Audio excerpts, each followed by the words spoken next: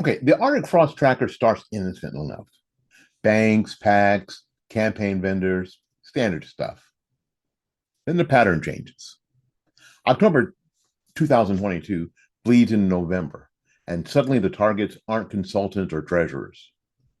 They're lawyers, the men and women who dared file briefs, okay, sign affidavits, and question the official storyline. The tracker lists them like trophies. Giuliani, Powell, Ellis, Eastman, Mitchell, Cheeseborough, Clark. Each name tied to a bank, each name tied to a subpoena number, each name tied to a deadline. Some phrasing every time, the same phrasing every single time. All records, statements, transfers, and related correspondence. The government didn't just want to know what they said, it wanted to know who paid them to say it. That's the moment Arctic Frost stopped being an investigation and became a purge of legal counsel itself. Now, we've heard this before. Attorney client privilege isn't a perk, it's the backbone of the Sixth Amendment, the right to counsel. Because without it, the courtroom becomes theater. The lawyers become an informant, and the client stands alone before the state. But in 2022, privilege was rebranded as obstruction.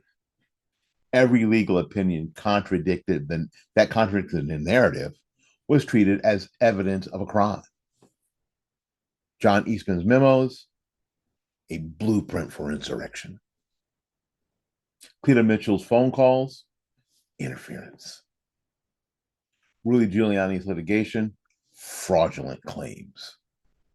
None of that language came from a jury. It came from journalists quoting anonymous DOJ sources. And once these words hit print, subpoenas follow like echoes. That's not accountability. That's narrative enforcement dressed up in legalese.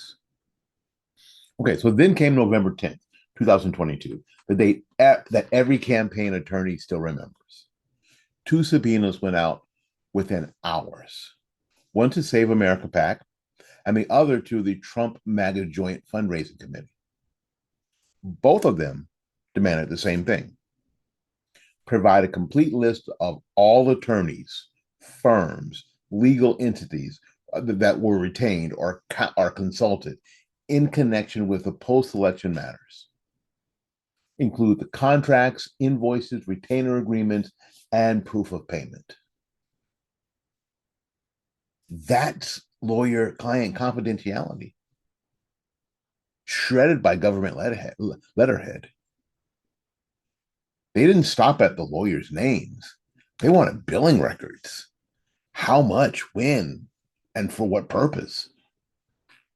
And that, my friends, is a tell. Because once you know who's getting paid, you know who's still loyal. And that's what they really wanted. They wanted a loyalty index disguised as discovery. Now, no criminal charges came from these subpoenas, but dozens of law firms quietly withdrew from election related cases in the months after. Coincidence? Please. When one PAC gets forced to hand over its legal roster, every other PAC in town, of course, takes notice. Okay. The second front opened at the state bar level. Now, you couldn't jail these attorneys, so you disbarred them. Cleta Mitchell, Rudy Giuliani, John Eastman, Jenna Ellis, each hauled before disciplinary boards, not for perjury or theft, but for having opinions that aged poorly in the press. Imagine that standard in any other field. A doctor loses his license because a treatment didn't trend well. A teacher fired for quoting the wrong textbook. In the world of Arctic frost, ethics boards became what grand juries wouldn't.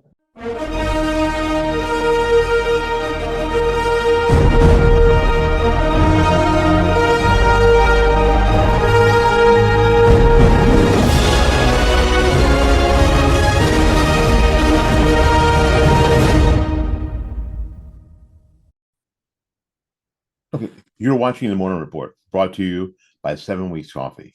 Every purchase supports pro-life ministries across America. Real beans, real mission. And unlike Washington, it's all transparent. Grab yours at 7weekscoffee.com and taste what integrity sounds like. You can use our discount code FightbackMedia. The Arctic Frost 197 tracker shows subpoenas to lawyers' banks. They're banks. Chainbridge, Seacoast, Wells Fargo, Bank of America. Now, no fraud is alleged. Just a sweep for transaction possibly connected to campaign legal activities. A fishing expedition. Translation, every deposit and every retainer tied to a Trump defense. That's financial starvation by paperwork. Freeze the funding, and the defense collapses. It's really elegant in its cruelty. No arrests, no spectacle, just the slow choke of due process. So for most people, a subpoena is a panic attack printed on letterhead. For lawyers, it's worse because you're supposed to know how to handle it. But when it's your name on the line, when your peers treat you like radiation, when every retainer that you touch becomes toxic, the pressure grinds you into silence. Sidney Powell's group dissolved. Ellis turned to online fundraising. Giuliani sold his apartment. Eastman burned through his retirement. You don't need a conviction when you can bankrupt the defense. That's how Arctic Frost worked. Not by proving guilt, but by exhausting defense. Meanwhile, television panels nodded solemnly about professional accountability. They framed ruined careers as civic hygiene. But ask yourself, who polices the prosecutors when they become political? Who subpoenas the subpoena writers? No one, because auditing power is as rare as humility on Capitol Hill. Every ethics board, quote, every sources say headline, every leak about disciplinary hearings, and it's all served one purpose: to make sure no future attorney would ever touch a case like this. Again, so ask yourself, if your government can subpoena your lawyer's bank account, review your retainer, and leak your billing information totals to the press, do you really still have right to counsel? Or do you just have the illusion of it? Well, as long as your politics stay inside the approved lanes. Now, that's the first layer of the lawyer's web. The outer strands that catch the visible names.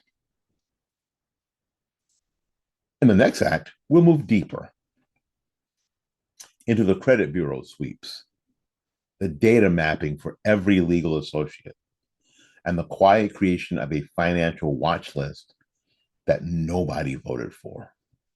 Because Arctic Frost wasn't just targeting attorneys, cataloging them.